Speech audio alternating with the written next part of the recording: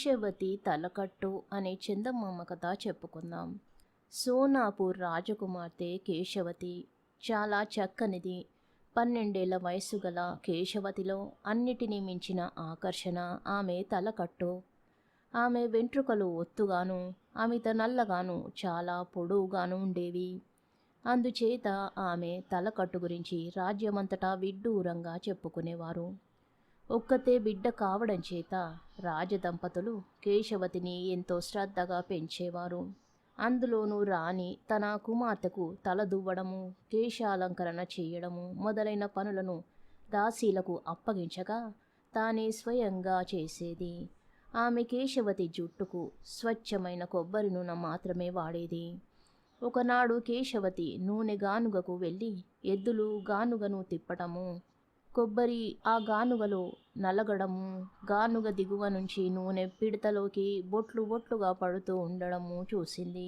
ఇదంతా చూస్తూ ఉంటే ఆమెకు నూనె మీద రోత పుట్టింది. ఇంతలో ఆ గానుగ మీదికి పాకి వచ్చిన బల్లి ఒకటి గానుగలో జారిపడింది. అది చూసి కేశవతి కెవ్వున అరిచి మూర్ఛపోయింది. అటు తరువాత ఆమెకు నూనె పైన చెప్పరాని అసహ్యం పుట్టుకొచ్చింది. ఆమె కొబ్బరి నూనెను తలకు రాసుకోవడానికి ఎంతమాత్రమూ ఒప్పుకోలేదు. తల్లి ఎన్నో విధాలా చెప్పి చూసింది. తండ్రి చెప్పి చూశాడు. కానీ ప్రయోజనం లేకపోయింది. పోనీ ఇంకేదైనా నూనె రాసుకోమన్నారు. కానీ ఆమెకు అన్ని నూనెల మీద రోత పుట్టింది. ఆమె జుట్టు కళాహీనమైపోయింది. నిగనిగలాడడం మానేసింది. నువ్వు కొంచెం కూడా గ్రహించకుండా ఉన్నావు తల్లి అన్నది తల్లి. అంతా గ్రహించాను, నేను నూనె రాసుకోను అన్నది కేశవతి. నూనె రాయకపోతే జుట్టు ఎలా పెరుగుతుంది అన్నది రాణి. కేశవతి ఒక మొక్కకు నీరు బదులు నూనె పొయ్యనారంభించింది. త్వరలోనే ఆ మొక్క కాస్త చచ్చింది. చూసావా అమ్మా, పెరగడానికి నూనెకు ఏమీ సంబంధం లేదు అన్నది కేశవతి తల్లితో. రాణి ఇంకేం మాట్లాడలేదు. ఆస్థాన వైద్యులు వచ్చి ఆయుర్వేదంలో మంచి శ్లోకాలు చదివి జుట్టుకు నూనె కావాలన్నారు. కానీ కేశవతి నిర్ణయాన్ని మార్చడం వాళ్లకు సాధ్యం కాలేదు. ఈ వార్త త్వరలోనే రజతపురానికి చేరింది. రజతపురం సోనాపురానికి పొరుగున ఉన్నది. ఇద్దరు రాజులు మిత్రులు. కేశవతిని రజతపుర రాజకుమారుడు కాంచనుడికి ఇచ్చి పెళ్లి చేయాలని ఏనాడో నిర్ణయం కూడా జరిగింది. ఇప్పుడు కాంచనుడు 18 ఏళ్ల యువకుడు. అనేక విద్యలలో ఆరితేరాడు. తన కాబోయే భార్య గురించి విని అతను ఆమె మనసు మార్చేందుకు తాను కూడా ప్రయత్నం చేయ నిశ్చయించి సోనాపుర రాజుకు కబురు పంపాడు. అతన్ని అవశ్యం రమ్మన్నారు. కాంచనుడు వస్తున్నట్టు విని కేశవతి చాలా సంతోషించింది. చిన్నతనంలో అతను తరచుగా వస్తుండేవాడు. ఇద్దరూ కలిసి సరదాగా ఆడుకునేవారు. ఇద్దరికీ వయస్సు వస్తున్న కొద్దీ వాళ్ళ మధ్య చనువు తగ్గింది. కాంచనుడు వచ్చాడు.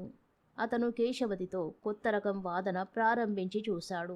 మెదడు చురుకుగా పని చేయడానికి నూనె ఎంత అవసరమో నీకు తెలీదా కేశవతి? అది మెదడుకు ఇంధనం అన్నాడు అతను. ఇలాంటి మాటలు చాలా విన్నాను, నేను నమ్మను. హరిశాస్త్రి పంతులు గారిది బట్టతల. ఆయన అసలు నూనె రాసుకోడు అన్నది కేశవతి. ఇప్పుడు వాడకపోతేనే చిన్నప్పుడు ఆయన తప్పక నూనె వాడి ఉంటాడు అన్నాడు కాంచనుడు. అందుకే ఆయనకు బట్టతల అయింది అన్నది కేశవతి తడుముకోకుండా. అతి చిన్న ప్రాణులైన చీమలు ఎంతో తెలివితేటలు గలవి. ఒక్క నూనె చుక్క కనిపిస్తే చాలు ఎన్నో చీమలు దాని దగ్గర చేరి నూనె తాగేస్తాయి అన్నాడు కాంచనుడు. అవును, చాలాసార్లు చూశాను. చక్కెర కోసం చీమలు మూగడం కూడా నేను చాలాసార్లు చూశాను. అందుచేత నన్ను తలకు చక్కెర పాకం రాసుకుని తెలివి పెంచుకోమంటావా అన్నది కేశవతి తాపీగా. ఇక మాటలతో పని కాదని ఇంద్రజాలం ప్రయోగించవలసిందేనని నిర్ణయించుకుని కాంచనుడు, మన చిన్నతనపు రోజులు ఇంత సరదాగా ఉండేవి, నీకు జ్ఞాపకం ఉందా కేశవతి అని అడిగాడు. లేకేం, ఒకటే ఆటలు, ఒకటే సరదా అన్నది కేశవతి. వెదవ నూనెకేం గాని మళ్ళీ అలాంటి ఆటలు ఆడుకుందామా అని కాంచనుడు అడిగాడు. ఈ వయసులోనా నీకేమైనా పిచ్చా అన్నది కేశవతి. నువ్వు ఆడవద్దులే, నేను ఆడితే నువ్వు చూడడానికేం అన్నాడు కాంచనుడు. ఓ తప్పక చూస్తాను. వెనకటిలాగా నీ ఇంద్రజాలం చూపించు అన్నది కేశవతి. నీకు ఒక కొత్త ఇంద్రజాలం చూపిస్తాను, కానీ ఒక షరతు. అది నీకు నచ్చినట్టయితే నేను చెయ్యమన్న పని ఒకటి చెయ్యాలి, చేస్తావా అని కాంచనుడు అడిగాడు. చేస్తాను అన్నది కేశవతి. మర్నాడు ఉదయం కాంచనుడు రాజును రాణిని మంత్రులను వెంటబెట్టుకుని ఇంద్రజాలం చూపడానికి కేశవతి మందిరానికి వచ్చాడు. అతను బల్ల మీద ఒక విశాలమైన నీటి తొట్టెను ఉంచాడు. తరువాత అతను ఒక మందమైన అట్టముక్క నుంచి ఒక చేప ఆకారాన్ని కత్తిరించాడు. ఆ చేప ఆకారం నిడివి 3 అంగుళాలు, వెడల్పు అంగుళమున్నర ఉన్నది. ఆ చేప నడుమ ఒక రంధ్రము, దాని వెంట ఒక చీలిక ఉండేటట్టు కత్తిరించాడు. ఈ చేప ఆకారాన్ని రాజుకు రాణికి కేశవతికి చూడమని ఇచ్చి దానిని తొట్టెలోని నీటి మీద తేల్చి, కేశవతి, ఈ చేప బొమ్మను చేత్తో తొయ్యకుండాను దానిమీద ఊదకుండాను ఈదేలాగా చెయ్యగలవా అని అడిగాడు. కేశవతి ముందుకు వచ్చి చాలాసేపు చేపకేసి పరీక్షగా చూసి తన వల్ల కాదన్నది. నేను చేసేది నీకు నచ్చితే నేను కోరినట్టు చేస్తానని మాట ఇచ్చావు, అది గుర్తుంది కదా అని కాంచనుడు అడిగాడు. గుర్తున్నది, నువ్వు నీ ఇంద్రజాలం చెయ్యి అన్నది కేశవతి. కాంచనుడు పెద్ద సీసా పైకి తీసి దాని నుంచి ఒక చుక్క ద్రవం చేప మధ్య ఉన్న రంధ్రంలో వేశాడు. చేప దానంతటా అదే తొట్టెలో అటూ ఇటూ తిరగనారంభించింది. అందరూ ఎంతో ఆనందించారు. కేశవతి ఆనందంతో చిరునవ్వు నవ్వుతూ, అయితే ఇప్పుడు నేను ఏం చెయ్యాలంటావు అని కాంచనుణ్ణి అడిగింది. ఈ సీసాలో ఉన్న అద్భుత ద్రవం మహిమ వల్లనే చేప ఈదింది. నేను నిన్ను కోరేదేమంటే ఈ అద్భుత ద్రవాన్ని నిత్యము నువ్వు తలకు పూసుకోవాలి. ఈ సీసా అయిపోగానే మరొక సీసా పంపిస్తాను, సరేనా అన్నాడు కాంచనుడు. అలాగే పూసుకుంటాను అన్నది కేశవతి.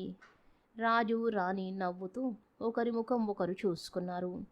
ఆ సీసాలోది సువాసన చేర్చిన కొబ్బరి నూనె అని వారికి తెలుసు.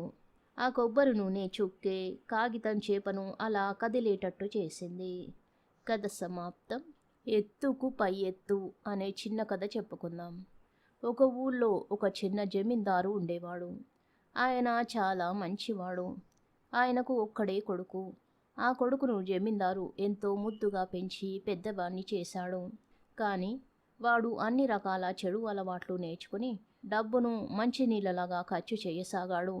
ఒకసారి జమీందారు కొడుకు పొరుగున ఉన్న ఊరికి వెళ్ళి అక్కడ తన వద్ద ఉన్న డబ్బంతా ఖర్చు చేసుకున్నాడు. అందుచేత వాడు ఆ ఊళ్ళోని ఒక వడ్డీ వ్యాపారి వద్దకు వెళ్ళి 500 రూపాయలు కావాలని, ఇంటికి వెళ్ళగానే వడ్డీతో సహా బాకీ డబ్బు పంపేస్తానని అన్నాడు. ఆ వడ్డీ వ్యాపారికి జమీందారు బాగా తెలిసి ఉండడం చేత అప్పు ఇయ్యడానికి నిశ్చయించుకొని, బాబు, ఏదైనా తాకట్టు పెట్టుకోకుండా అప్పు ఇయ్యరాదని నాకు నియమం ఉన్నది. మీ వస్తువు ఏదైనా నా వద్ద ఉంచి డబ్బు తీసుకువెళ్ళండి అన్నాడు. జమీందారు కొడుకు కొంచెం ఆలోచించి, అయ్యా, ప్రస్తుతం నా వద్ద కైజారు మాత్రం ఉన్నది, దాన్ని మీ వద్ద ఉంచుకొని డబ్బు ఇయ్యండి అన్నాడు. వడ్డీ వ్యాపారి ఆ కైజారును తీసుకుని అతనికి 500 ఇచ్చేశాడు. 1 సంవత్సరం గడిచింది. జమీందారు చచ్చిపోయాడు. జమీందారు కొడుక్కు పెత్తనం వచ్చింది. అతను పొరుగురి వడ్డీ వ్యాపారి బాకీ తీర్చలేదు. ఆ బాకీ మంచిగా వసూలు కాదని దాన్ని యుక్తిగా వసూలు చేసుకోవాలని వడ్డీ వ్యాపారి నిర్ణయించుకున్నాడు. వడ్డీ వ్యాపారి ఉండే ఊరి చాకలే జమీందారు గారికి బట్టలు ఉతుకుతాడు. వడ్డీ వ్యాపారికి కూడా వాడే చాకలి. ఒకనాడు వడ్డీ వ్యాపారి చాకలికి బట్టలు వేస్తూ, పోయిన జమీందారు గారి అబ్బాయి తన కైజారు కుదువబెట్టి నా దగ్గర అప్పు తీసుకున్నాడు. ఆ కైజారు ఏమైందో కనిపించడం లేదు. రేపు డబ్బు తీసుకువచ్చి కైజారు తెమ్మంటే ఏం చేయాలో నాకు తెలియకుండా ఉంది అన్నాడు. ఆ చాకలి మర్నాడే జమీందారు గారింటికి వెళ్ళి జమీందారు కొడుకుతో ఈ సంగతి కాస్త చెప్పేశాడు. ఈ మాట విని జమీందారు కొడుకు చాలా సంతోషించాడు. అతను బాకీ 500 వడ్డీ కింద మరి 200 చేతబుచ్చుకొని వడ్డీ వ్యాపారి ఇంటికి వచ్చాడు. వ్యాపారి అతనికి కూర్చోవడానికి కుర్చీ వేసి మర్యాద చేశాడు. కూర్చునే వ్యవధి లేదు, నేను త్వరగా వెళ్ళాలి, బాకీ తీర్చి కైజారు పట్టుకుపోదామని వచ్చాను అన్నాడు జమీందారు కొడుకు. కైజారా అన్నాడు వ్యాపారి తనకు గుర్తే లేనట్టు. అవును, కైజారే. అది మా తాత తండ్రుల నాటిది. మా గౌరవానికి చిహ్నం.